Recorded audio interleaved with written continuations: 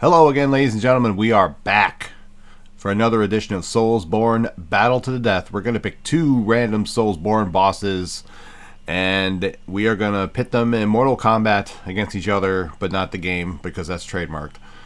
And we are going to see who would beat the other in a one-on-one battle. Alright. The first opponent coming down the aisle is Rennala, Queen of the Full Moon from Elden Ring. Obviously, the first phase is basically a gimmick phase. There's not much to, really talk about there. Her second phase is much tougher, but I think she's a good pick, Probably not going to be a main event match, but it's a good pick. Rennala's tough. Rennala's got her own toughness. Alright, let us take this wheel for another spin. And we are going to find an opponent for Rennala, Queen of the Full Moon. I had to think of her nickname. It just completely dove out of my brain. Like, I have no idea.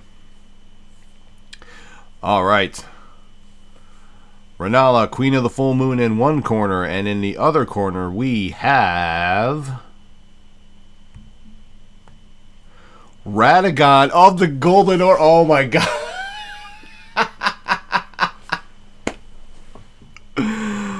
Oh my god, I did not see that coming. For those of you that don't know, Rennala was Radagon's first wife in Elden Ring, and then he basically left her to be with Marika, but Marika and Radagon are one person. I don't know. It's Miyazaki. We love Miyazaki around here, but it doesn't make any sense. So I suppose in this fight we're going to imagine, because when Radagon left Rennala became very depressed and just sunk into a deep depression, and then I think Radagon gifted her with the amber egg that she has, and then she just spawns reborn students over and over again, or something like that. I don't know. But I guess in this scenario we're going to imagine that Rennala is not taking this very well and decides to take the fight to Radagon. So, alright, let's have a look at Rennala, Queen of the Full Moon.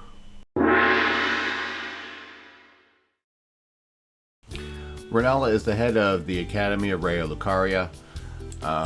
She leads it into battle against Radagon and the Golden Order when Marika establishes her reign of order and sends Radagon after her. Eventually, after 2 wars, they get married. They had 3 children together, Radahn, Rykard, and Ranni. But after the first Elden Lord, Godfrey, is driven from the lands between, Radagon leaves Rennala and goes and marries Marika so he can become the second Elden Lord. So basically, what a dick. When Radagon leaves, he gifts Rennala with the amber egg that houses the rune, the great rune of the Unborn. After Radagon leaves, Rennala is crushed, and the Academy realizes that they had no champion at all, ever. They thought Rennala was a champion, and when she reacted like this, they didn't feel her to be a champion anymore, so they locked her in the library. While inside the library, Rennala slowly loses her mind, starts reincarnating the juvenile scholars over and over and over again. So that's basically how she is when you meet her in the game. As I said earlier, the first phase is basically a gimmick phase. It's kind of a joke, honestly, although it's kind of its own pain in the ass. But the second phase, Rennala is much more formidable, and she will be a tough opponent. Radagon, for his part, goes on to marry Marika. A sculptor commissioning a statue of Radagon discovers that they are the same person somehow. So the secret is hidden inside the statue. Radagon and Marika go on to have 2 children, Malenia and Miquella. Again, same person. Don't know how this happens. Miyazaki alert, Miyazaki alert. Radagon and Marika go on to have 2 children, Malenia and Miquella. Again, same person. One day, out of the clear blue sky, America decides to shatter the Elden Ring, an act that Radagon is opposed to. But since they share the same body, Radagon suffers the same fate as America does, basically. Much like the last fight between Slave Knight Gale and the Elden Beast, I think this is a very good fight, honestly. Once again, I'm taking the two bosses and kind of putting them on level ground, because Renala is a earlier boss than Elden Ring and therefore has less hit points and less levels and all that stuff. And Radagon is one of the final bosses. I think Renala would make it interesting. She has magic. She has powerful magic. She has summons. She has a way to increase the distance between the two. Radagon, on the other hand, can close that distance very quickly and is particularly strong in melee combat, which Renala is definitely not. I think Radagon wins.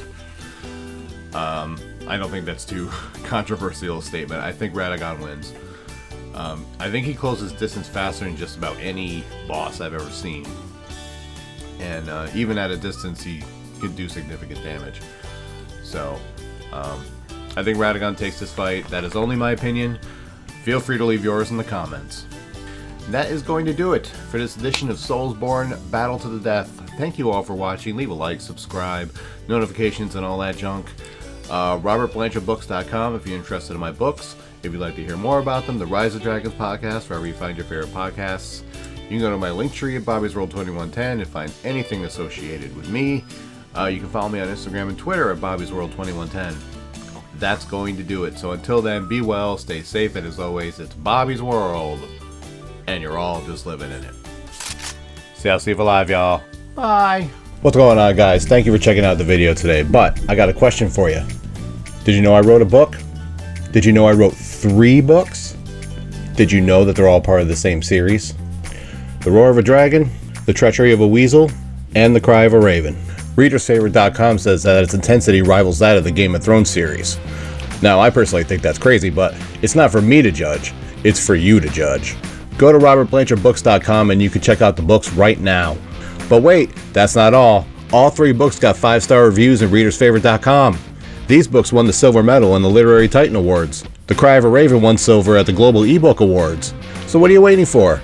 Read about Aiden's dream to become a Knight of Delmar. Read about his death and resurrection. Oops, I gave that away, didn't I?